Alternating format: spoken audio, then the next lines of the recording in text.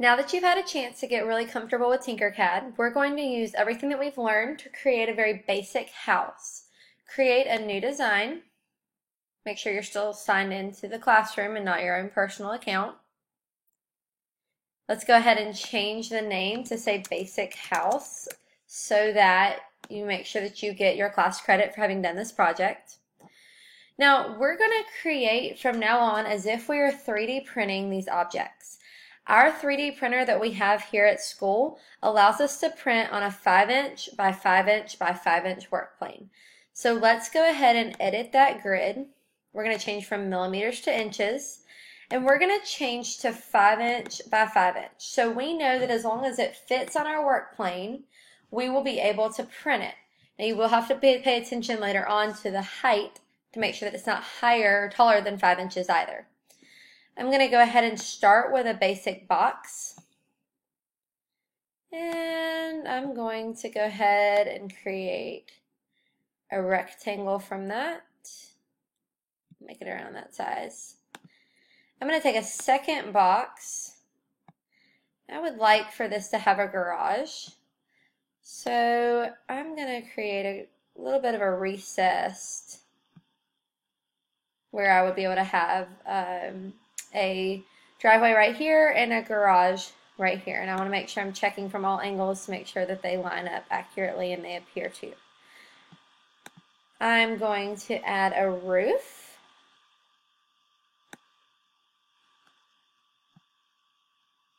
Stretch that out. Remember, I'm going to use this arrow that pulls it up. So I want it to sit on top. I'm going to need to change my viewpoint so that I can set it on top. I'm going to let it overhang just a tad.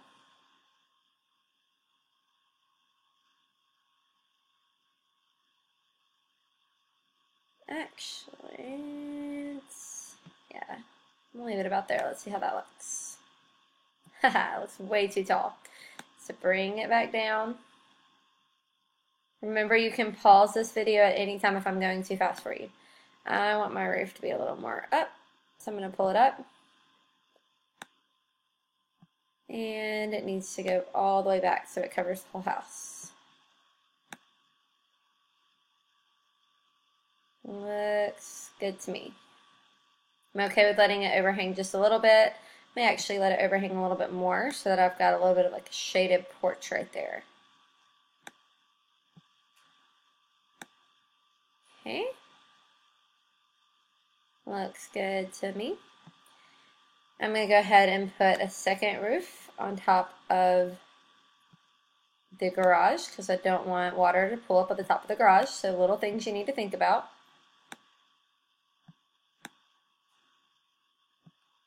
Let's go ahead and change those views so we can set it up on top.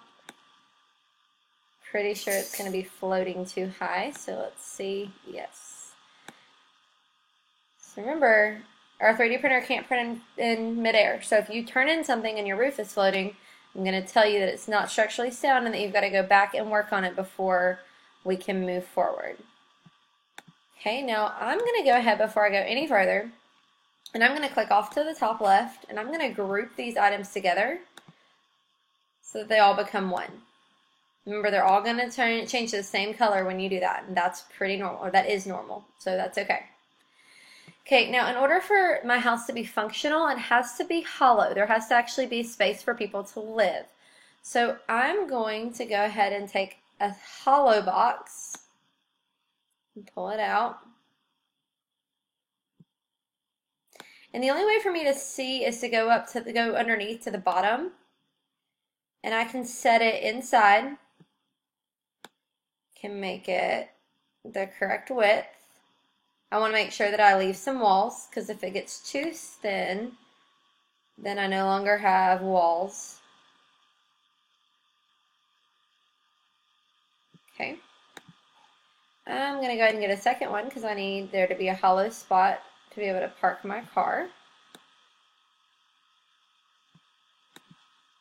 Now, if I go ahead and click on that and change my viewpoint, I can see how high it is. It looks like it's pretty good height. So I'm pretty comfortable with that. I could also have made it taller, but see, if it's taller, I start being able to see it on the edges. So I'm going to leave it at that 1 inch. That 1 inch appears to be a perfect height. And it's now hollow. Problem is, unless someone can climb underground, they can't get into my house. So I need to take a third hollow box and make me a door. My door should not be that ginormous, so I'm going to go ahead, let's hit that home button and change our view again. I get the shape of the door I want. Notice I keep changing my viewpoints in order to get it how I want it. I like the shape of that door, so I'm going to push that back into my house, and I'm going to look from underneath again to make sure that it goes well into that hollow space. That's going to make sure that that door is all the way in so that there's an actual pathway that connects. Okay, I'm going to click off to the side, and I'm going to do the same thing for my garage door. So my garage door is going to be a lot taller because I need it to be tall enough to fit my vehicle, and I want it to be wide enough in order to fit my vehicle. This is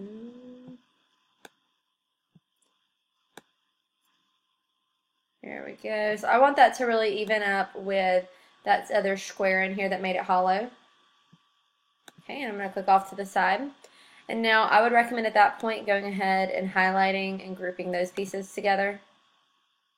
So I now not a big fan of houses without windows. I don't know many people who are. So I want to put some windows in there. What sizes and how many is completely up to you. So we're going to grab a box. We're going to make it hollow. Most of these have been made out of boxes so far. And that is certainly not a requirement.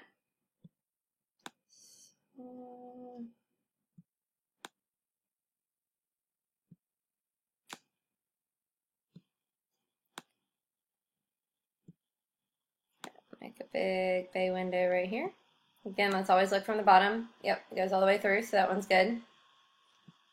I could make it interesting and do a sphere right here, do a round window, so I can make that a hole.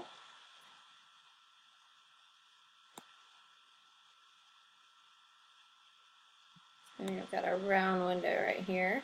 Ooh. Okay, I need to change my view because moving that around is becoming really challenging.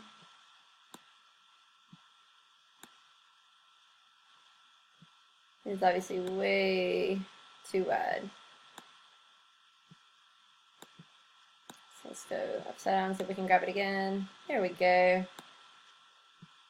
So don't get too frustrated, just make sure you're willing to change your view. Personally would like to see that be a little bit more of an oval. Pull it up, make it a little bit smaller.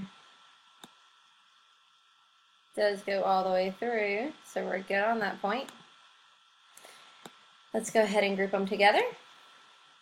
And we've got some unique looking windows. And then from there you can add whatever types of things you want. If you want to add a little picket fence that comes around through here, you can. You can use any of these different pieces. I've seen some people do some really unique things with adding some shrubbery, so you can add a sphere here, and even though we know it's all going to print the same, we can make it green and shrink it down. And then if you see where it says steps, you can actually step it down to be a little bit more square-like, which will make it look a little more like some kind of a shrub or shrubbery right here. So you could use some shrubs. You can add a basketball goal over here and add a little driveway. I want you guys to play with this and make it your own, and then save it and turn it into me, or you don't actually have to turn it in, you just have to leave it labeled as basic house. and I will come in and make sure that it has a hollow inside, has a garage, doors, and windows. Everything extra is just bonus points and you getting to learn and make it unique and make it your own. Hope you had fun.